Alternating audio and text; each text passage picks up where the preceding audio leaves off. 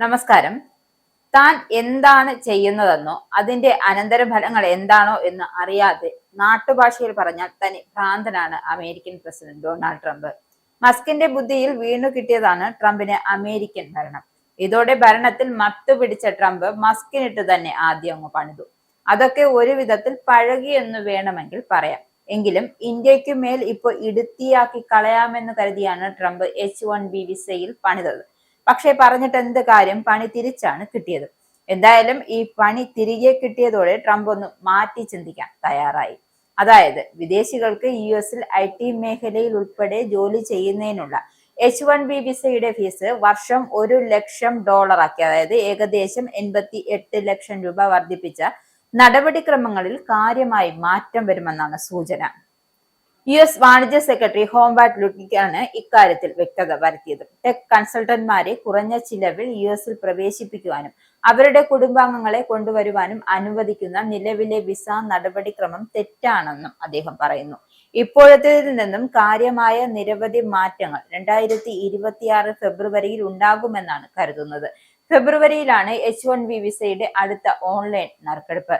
September 21 മുതൽ അപേക്ഷിച്ച് ഇങ്ങനെ തിരഞ്ഞെടുക്കപ്പെടുന്നവരായിരിക്കും പുതിയ ഫീ ആദ്യമായി അടയ്ക്കേണ്ടി വരുന്നത്. 2025 ലോട്ടറിയുടെ ഭാഗമായിരുന്നവർ ഫീ നൽകേണ്ടതില്ല. H-1B വിസ ഫീസ് വർദ്ധിപ്പിച്ച പ്രഖ്യാപനത്തിൽ ട്രംപ് ഒപ്പുവെച്ചപ്പോൾ അദ്ദേഹത്തിനൊപ്പം ലുട്നിക്കും ഉണ്ടായിരുന്നു. വിസയ്ക്ക് $1,00,000 ഫീസ് ഏർപ്പെടുത്തിയാൽ ആളുകളുടെ ആധിക്യം ഉണ്ടാകില്ല എന്നാണ് കണക്കുകൂട്ടൽ. സെപ്റ്റംബർ 20 ട്രംപ് വിസ ഫീസ് കൂട്ടിയ വിജ്ഞാപനത്തിൽ ഒപ്പിട്ടത്. പുതിയ വിസ അപേക്ഷകർക്കാണ് ഇത് ബാധകമാവുക. നിലവിലെ വിസ പുതുക്കുമ്പോൾ വർധന ഉണ്ടാകില്ല.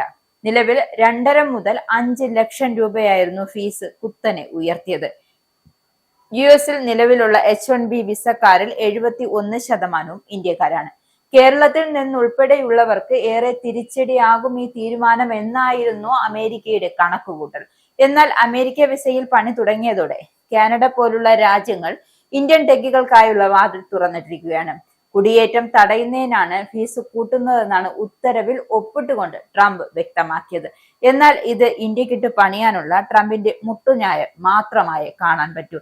എന്നാലും ഇതിനെല്ലാം മലർത്തിയടിക്കുന്ന നടപടിയുമായാണ് മോദി സർക്കാർ മുന്നിൽ കാണുന്നത്.